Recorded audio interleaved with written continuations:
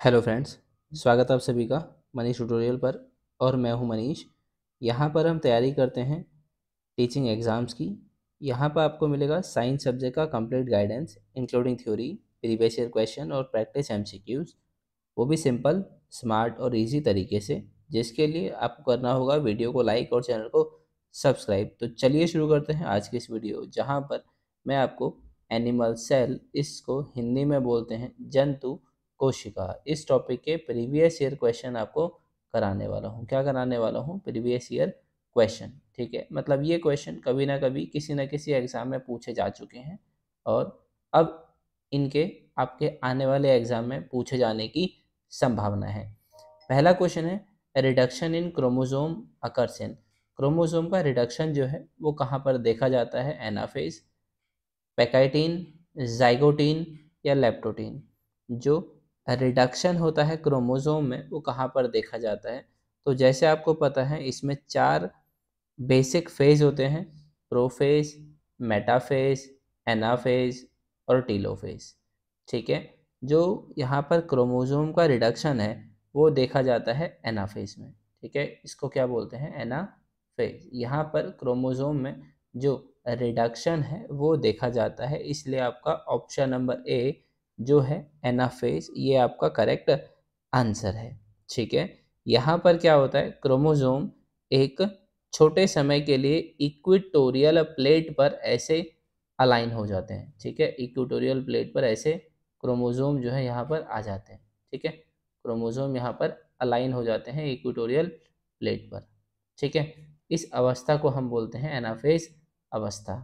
ठीक है, prophase, metaphase, anaphase में। ठीक है,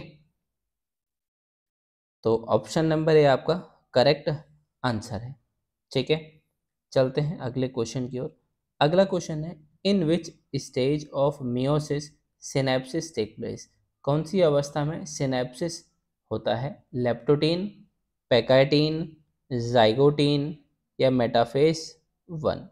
ठीक है, आपसे क्या पूछा है? सिनेप्सिस। सिनेप्सिस आपका होता है जाइगोटीन में, ZYGOTENE। जाइगोटीन अवस्था में सिनेप्सिस जो है वो देखने को मिलता है। सिनेप्सिस में क्या होता है? जब पैटर्नल और मैटरनल क्रोमोसोम एक ही जगह पर आते हैं और उसमें जेनेटिक इंफॉर्मेशन का एक्सचेंज होता है, इसी को बोलते हैं सिनेप्सिस। ठीक है, सिनेप्सिस जो होता है साइड बाय साइड एसोसिएशन होता है होमोलोगस पैटर्नल और होमोलोगस होमोलोगस पैटर्नल और होमोलोगस मैटरनल क्रोमोसोम का।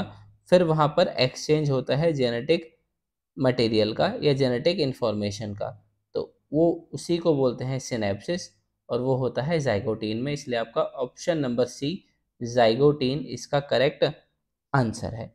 चलते हैं अगले क्वेश्चन की ओर। अगला क्वेश्चन है synaptonemal complex is observe during cell division of. Synaptonemal complex जो है वो कब देखा जाता है? किसके सेल डिवीजन में देखा जाता है? Meiotic prophase, mitotic prophase, meiotic metaphase या माइटोटिक टीलोफेज। ठीक है, तो सिनेप्टोमियल कॉम्प्लेक्स जो देखा जाता है वो देखा जाता है प्रोफेज में। ठीक है, प्रोफेज में देखा जाता है। और प्रोफेज में भी किसके? मियोसिस में। जब मियोसिस होता है तो मियोसिस के प्रोफेज में देखा जाता है सिनेप्टोमियल कॉम्प्लेक्स। तो यहाँ पर जो आपका ऑप्शन नंबर प्रोफेज है वो है या तो ए या है बी, लेकिन यहाँ पे है माइटोटिक, मतलब ये है माइटोसिस, माइटोसिस से रिलेटेड है, और ये है मियोटिक, ये आपका मियोसिस से रिलेटेड है। तो आपका ऑप्शन नंबर ए जो है वो करेक्ट आंसर होगा। प्रोफेज, मियोसिस का प्रोफेज में सिनेप्टोमियल कॉम्प्लेक्स देखा जाता है। ठीक है, इसलिए आपका ऑप्शन नंबर ए यहाँ पर करेक्ट आंसर होने वाला है। ठीक है, सिनेप्टोमियल कॉम्प्लेक्स जो होता है वो एक रिबन की तरह संरचना होती है।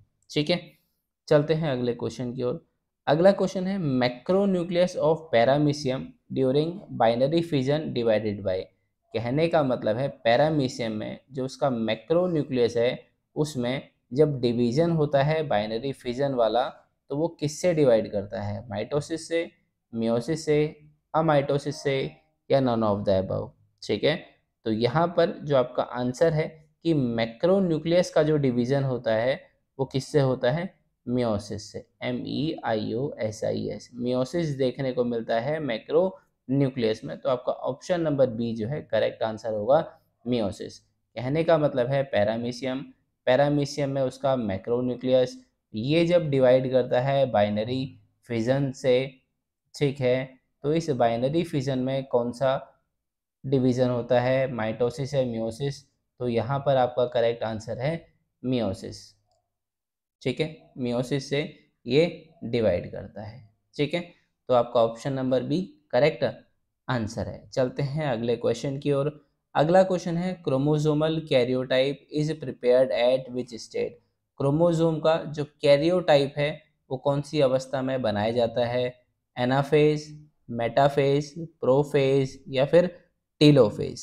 ठीक है, तो आपका जो इसका कैरियोटाइप है, मतलब क्रोमोसोम कैसा दिखने में होता है, ठीक है, उसकी आकृति कौन सा बड़ा है कौन सा छोटा है, उसका सही क्रम क्या है, छोटा कौन बड़ा कौन उससे बड़ा कौन, तो वो क्रोमोसोम की स्टडी जो करने में पैटर्न अच्छे से, जहाँ पर हम क्रोमोसोम विजिबल भी होते हैं, दिखते भी हैं, जहाँ पर अच्छे से हम उनको स्टडी कर सकते हैं, वो कौन सा फेज में ऐसा होता है, तो वो होता है मेटाफेज। इसलिए ऑप्शन नंबर बी आपका करेक्ट आंसर है। ठीक है, जो क्रोमोसोम्स होते हैं मतलब गुणसूत्र होते हैं, इनका जो कैरियोटाइप है वो मेटाफेज अवस्था में तैयार किया जाता है। ठीक है, तो इसलिए आपका ऑप्शन नंबर बी जो है यहाँ पर करेक्ट आंसर होने वाला है। Option number B correct answer आपका होगा मेटाफेज। ठीक है, तो आज की वीडियो में इतना ही, बाकी मिलते हैं आपसे नेक्स्ट वीडियो में।